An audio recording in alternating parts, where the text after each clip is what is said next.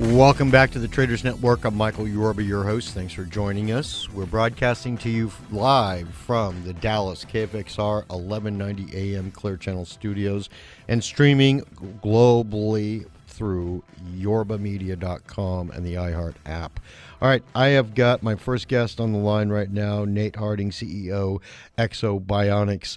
Nate, welcome to the show. Thank you for showing up. I really appreciate this.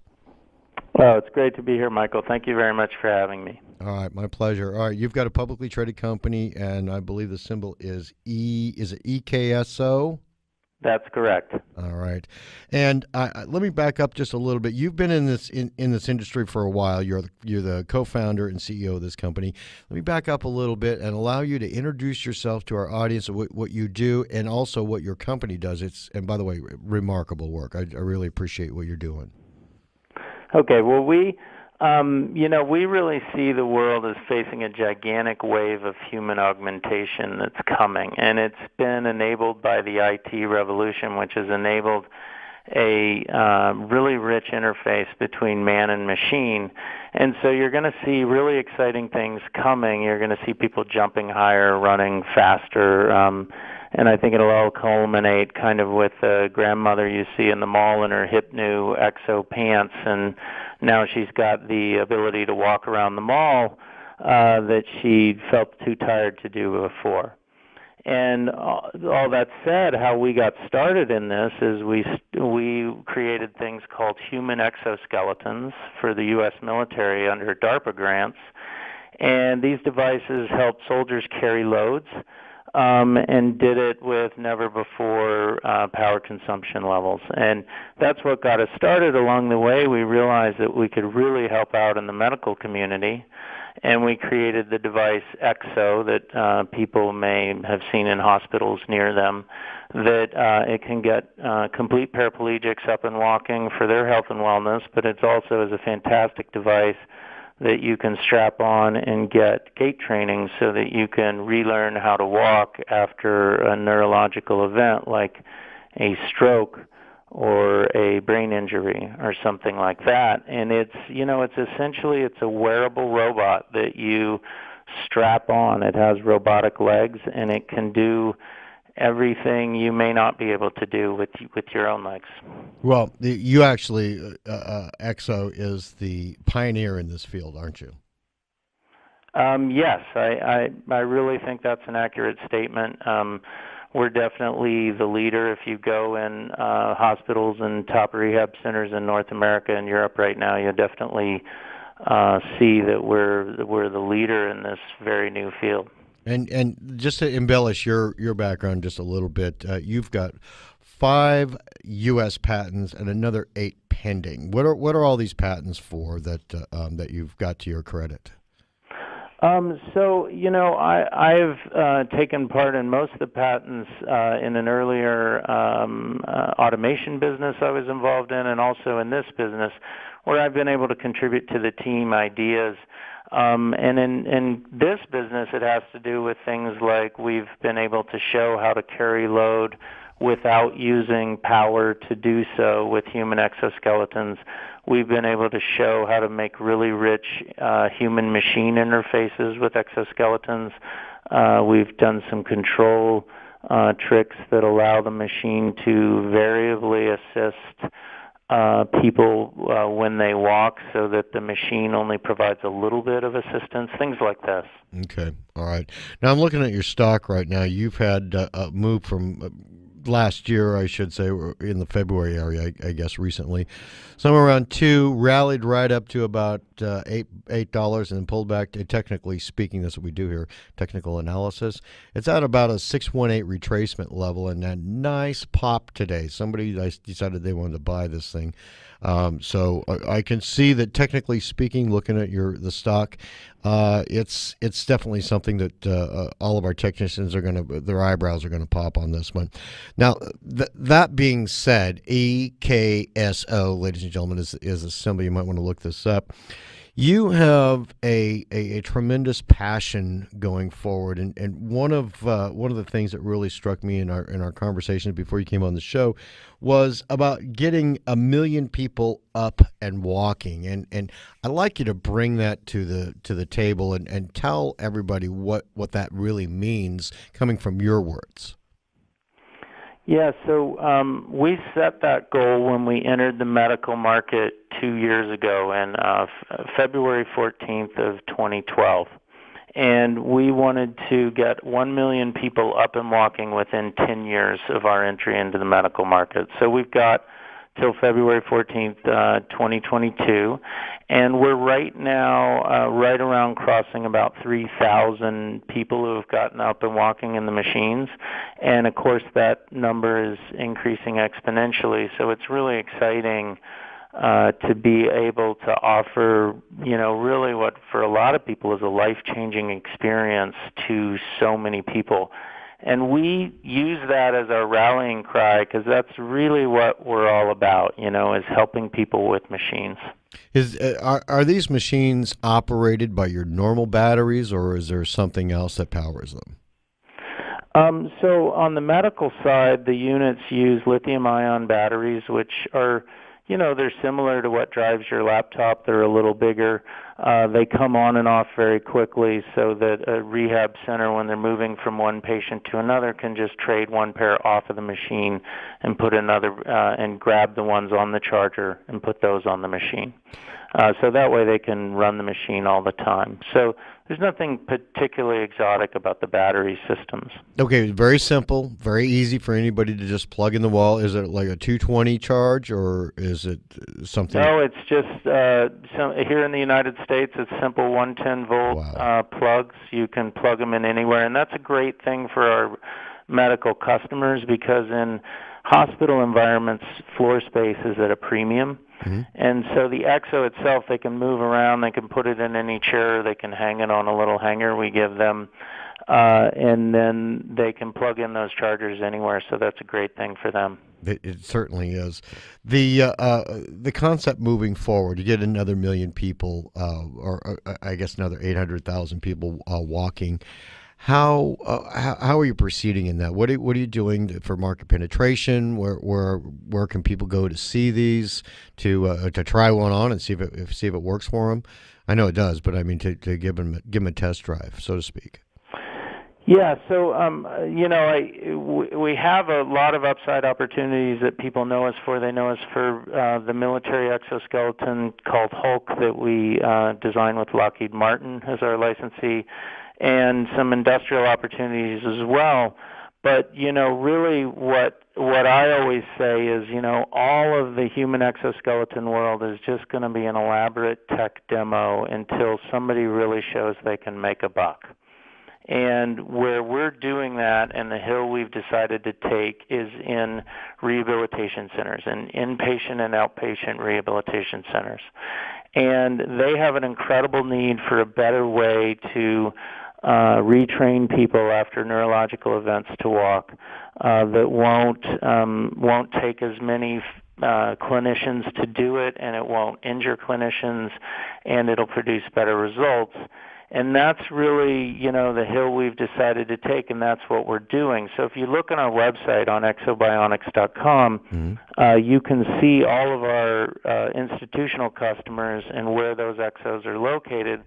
So if you knew someone who had a stroke or something, you could drive them to the right center that would have one of our machines so they could have that as part of their therapy. And, we see in that environment and actually an increasing number of opportunities because as doctors are using the machines more and more for stroke patients, it's a great thing for us that there's a mountain of data that shows that stroke responds to early mobilization, and that creates less side effects. So we're starting to talk about it not just as a neurorehabilitation tool, but as an early mobilization tool. And as we win that argument more and more, then it could start to be for all kinds of debilitated patients in the hospital who need some mobilization. Well, And so we see really expanding opportunities, and that's really where our market is right now. I can see that. I mean, I'm on your website and I see North America, Europe, Africa, South America as your distributors. You are already in a global market. Let's do this, Nate. Let's close on this segment today, or for this moment, and come back on the other side, and we'll talk about building your company that with the traditional benchmarks and things of that nature on the other side of the break. Okay. Okay. All right. Sounds great. We'll be right back with Nate Harding, CEO, Ekso Bionics, symbol EKSO, and special thanks to Monk Media and 1-800-PublicRelations.com for all their PR and media support. We'll be right back. Welcome back to the Traders Network. I'm Michael Yorba, your host, broadcasting to you live from the Dallas KFXR 1190 AM Clear Channel Studios. All right, I've got Nate Harding, CEO, Ekso Bionics, symbol EKSO, BIONICS.com for the web address. All right, Nate, let's talk a little bit about your business on this segment.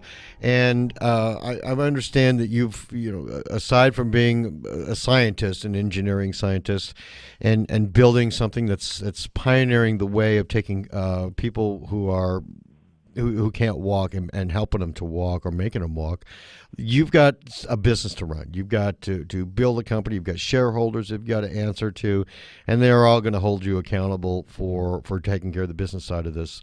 So if you could walk us through the traditional benchmarks that you've got to live with day in and day out while preparing your pioneering path in a new industry.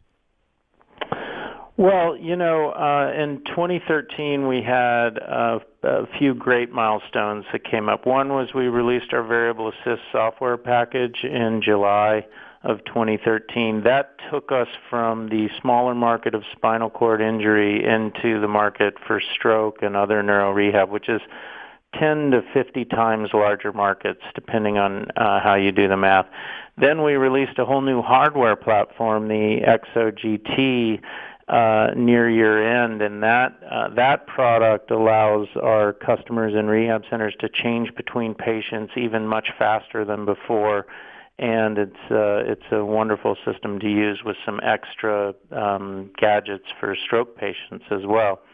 And then also right around the end of the year, we signed a deal for an alternative public offering that took us public on January 15th of this year, and that was coupled with a $30 million financing. So that was a pivotal moment for us. If you look ahead at 2014, one thing we wanted to do was some senior hires in sales and marketing area. We've actually just done two great hires, both of it for a chief marketing officer and also for a VP of sales in the Americas that are really seasoned veterans. We want to, in our Ekso Lab side of the business, which I haven't even really gotten to talk about much yet, which is what we call our engineering services business, where we do grant work and we do contract work for customers that are industrial partners like Lockheed Martin. We want to start two major projects this year there, and we've already been able to kick off the Talos project, which is incredibly exciting for me because the Talos project is the Special Operation Command's $167 million program to get as close to Iron Man as possible in 4 years. And we were the very first company in the world to get a contract because we're seen as the infrastructure that whole suit is going to hang off of, and we're at the center of it. So that's really exciting. And then we'll have to get another major project started up soon, and we'll have more news on that forthcoming. We want to expand our licensing relationships this year as well.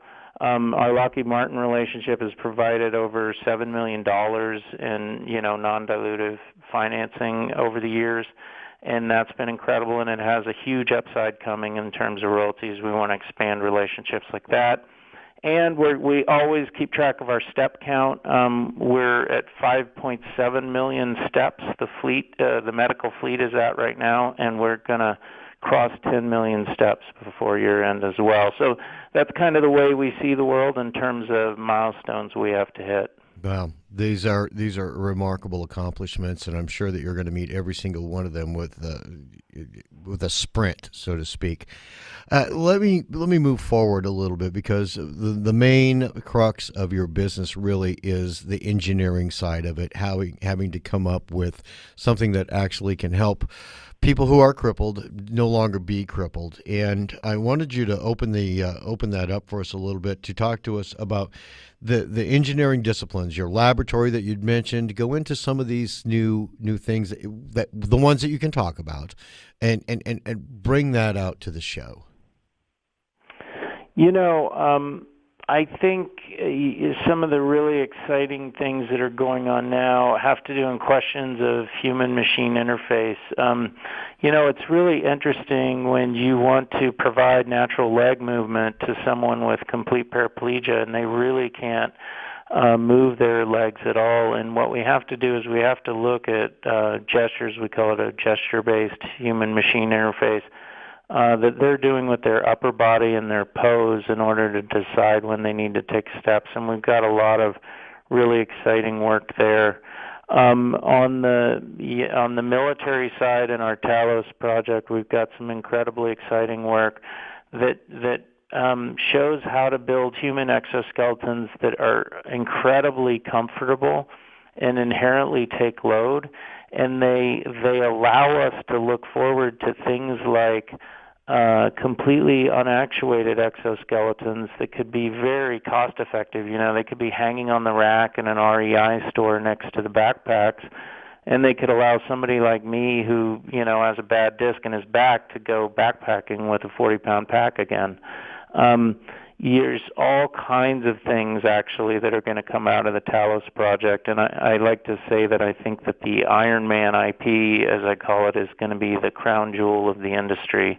And so getting that program started up is a huge thing for our Ekso Labs unit. Tell me, our audience doesn't know what Iron Man IP is. What is it? So it's what I call all the IP that will come out of this project, which is really literally envisioned to get as close to Iron Man, the movie, suit as we can in a 4-year period.